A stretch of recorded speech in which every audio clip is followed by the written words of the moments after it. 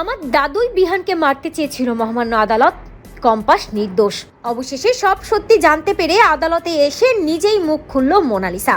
মোনালিসার সাক্ষীতেই ঘুরে গেল খেলা, ফেসে গেল অভিজ্ঞান দত্ত।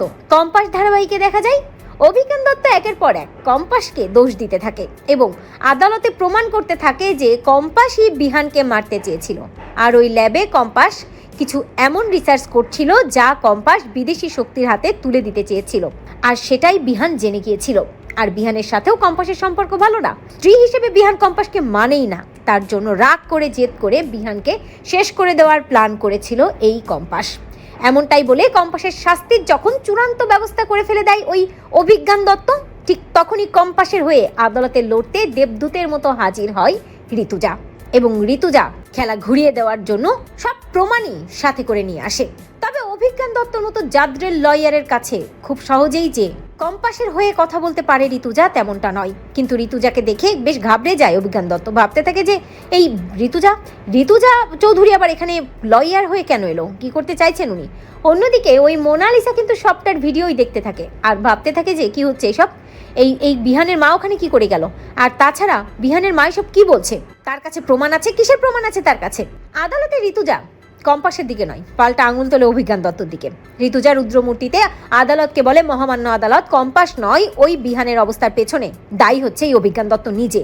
কম্পাস ওখানে রিসার্চ করছিল ঠিকই, তবে সেটা এই অভিজ্ঞান দত্তর জন্যই। অভিজ্ঞান দত্ত দীর্ঘদিন ধরে কম্পাসের বাবা এবং কম্পাসকে ব্ল্যাকমেল করে আসছে ওই রিসার্চের ফর্মুলাটা নেওয়ার জন্য।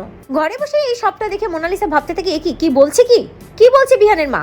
দাদু এতদিন ধরে কম্পাসকে দিয়ে রিসার্চ করাচ্ছিল, তার মানে দাদু নিজের কাজের জন্য কম্পাসকে ব্যবহার করেছে আর আমাকে বলে এসেছে যে বিহানকে আমার হাতে তুলে দেবে, বিহান শুধু আমার হবে। তার মানে কি সবটাই মিথ্যে, দাদু নিজের কার্য সিদ্ধি করার জন্য সব করেছে। ঠিক তখনই শ্রেষ্ঠা মোনালিসাকে বলে, কি মোনা, অবাক হয়ে গেলি তো? এটাই তোর দাদুর আসল রূপ। তোর দাদু আসলে কম্পাস আর কম্পাসের বাবাকে দিয়ে গোপনে রিসার্চ চালিয়ে গেছে আর তোকে ঘুঁটি হিসেবে ব্যবহার করেছে। আর তুই বোকা মেয়ে, তোর দাদুকে বিশ্বাস করেছিস। বিহানকে তোর হাতে তুলে দেবে, বিহান শুধু তোর হবে, এসব কথা বলে তোর মাথা খেয়েছে। আর আজকে এই বিহানের অবস্থা এরকম কে করেছে জানিস? তোর দাদু অভিজ্ঞান দত্ত। তোর ভালোবাসার মানুষকে অভিজ্ঞান দত্তই এই অবস্থা করেছে। শুনেই মোনা চিৎকার করে বলে, না মা না, আমি বিশ্বাস করি না, আমি কিছুতেই বিশ্বাস করি না। যদি সত্যি তাই হতো তাহলে কি কলেজের ওই সিকিউরিটি গার্ড সাক্ষী দিত? কলেজের ওই সিকিউরিটি গার্ড বলেছে এইসব কিছু কম্পাস করেছে। শ্রেষ্ঠা মোনালিসাকে বলে, তাই চল আমার সাথে চল, কলেজের সিকিউরিটি গার্ডকে আমি প্রশ্ন করব, দেখি সত্যিটা কি করে বের হয়। এই বলে মোনাকে নিয়ে টানতে টানতে শ্রেষ্ঠা চলে যায় ওই কলেজে এবং সিকিউরিটি গার্ডের ঘাটটা চেপে ধরে। আর সিকিউরিটি গার্ড ভয়তে মোনালিসাকে বলে, হ্যাঁ মোনা ম্যাডাম, আমি তো অভিজ্ঞান স্যারের কথাই সব কিছু করেছি, কম্পাসের কথা নয়। আমি আসলে এসব কোনো কিছুর মধ্যেই থাকতে চাইনি, কিন্তু অভিজ্ঞান স্যারের কথা অমান্য করার সাধ্য আমার নেই। স্যার যেমনটা বলেছে আমি তেমনটাই করেছি।